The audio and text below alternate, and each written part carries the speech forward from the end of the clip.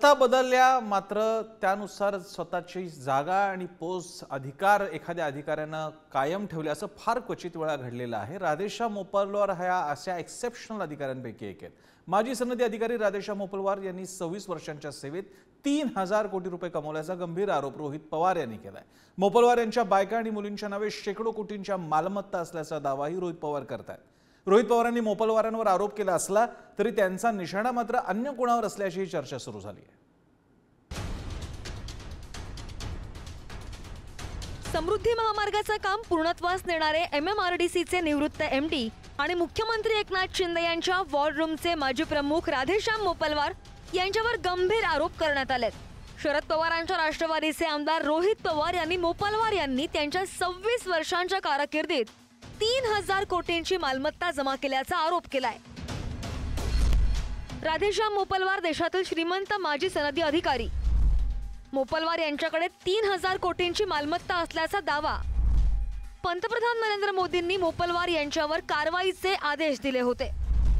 तत्कालीन मुख्यमंत्री देवेंद्र फडणवीस यांनी तात्पुरती कारवाई केली। युती सरकारच्या काळात मोपलवार यांच्यावर समृद्धी महामार्गाची जबाबदारी होती। समृद्धी महामार्गाच्या कामात मोठा भ्रष्टाचार झाल्याचा आरोप आहे। 4 महिन्यात दुसऱ्यांदा टेंडर आणि 55,000 कोटींचा निधी। 1900 कोटींचे गायत्री प्रोजेक्टचं काम हुजूर मल्टी प्रोजेक्टकडे।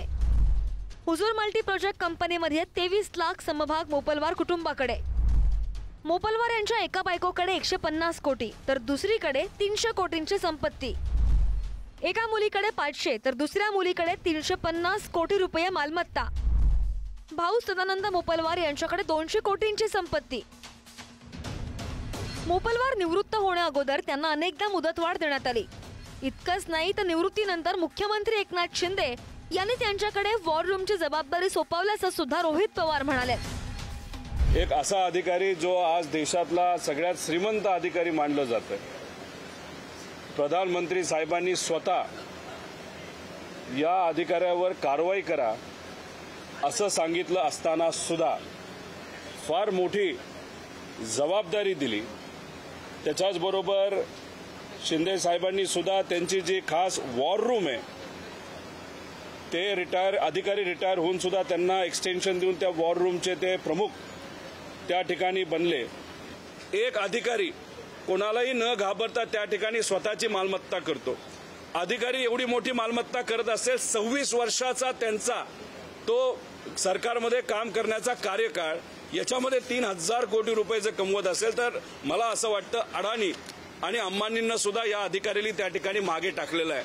अधिकाऱ्याकडे एवढा पैसा असेल तर मग त्या खात्याचे जे कोणी प्रमुख असतील, जे मंत्री असतील, त्यांच्याकडे पण या माध्यमातून काय पैसे आले होते का? आणि जेव्हा आमदारांचा बाजार झाला, 50 खोके हे आपण सर्वांनी ऐकले होते, तर त्या 50 खोकेमध्ये या अधिकाऱ्याकडनं नाहीतर या खर्चातून नाहीतर या समृद्धी मार्गातून पैसे आले होते का, असाही प्रश्न त्याच्यामध्ये आहे। रोहित पवारांच्या या आरोपांनंतर मवियाकडून मुख्यमंत्री एकनाथ शिंदे आणि देवेंद्र फडणवीस यांना टीकेचं लक्ष करण्यात आलंय। अशी माहिती समोर येते राधेश्याम मोपलवार यांच्याकडे तब्बल 3000 कोटींची संपत्ती आहे, अशी माहिती समोर येते, कसं बघता? थोडी अजून माहिती समोर येते, मग आपल्याला कळेल हे का पळाले आमच्याकडून। यावर सत्ताधाऱ्यांकडून फारशा प्रतिक्रिया आल्या नाहीत। मात्र रोहित पवार यांचा संजय राऊत झाला आहे असा टोला भाजपच्या चंद्रकांत पाटील यांनी लगावलाय। रोहित पवारांचा आमचा संजय राऊत झालेला आहे। रोहित पवारांचा संजय राऊत झालेला आहे।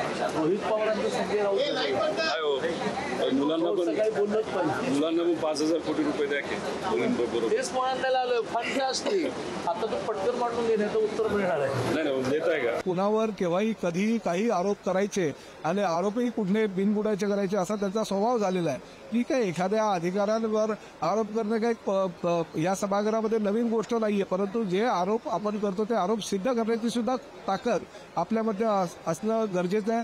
त्यामुळे रोहित पवारांनी जे आरोप केले त्याची सत्यता त्यांनी तपासावी आणि जी सत्यता आहे ते सभागृहाच्या सुद्धा निदर्शनास आणून देणं गरजेचं आहे। जर सत्य असेल तर निश्चितपणे मोपलवार काय राज्याचा कुठलाही संधी अधिकारी असू द्या त्याच्यावर कार्यवाही केली जाईल, एवढं सक्षम आमचं महायुतीचं सरकार आहे।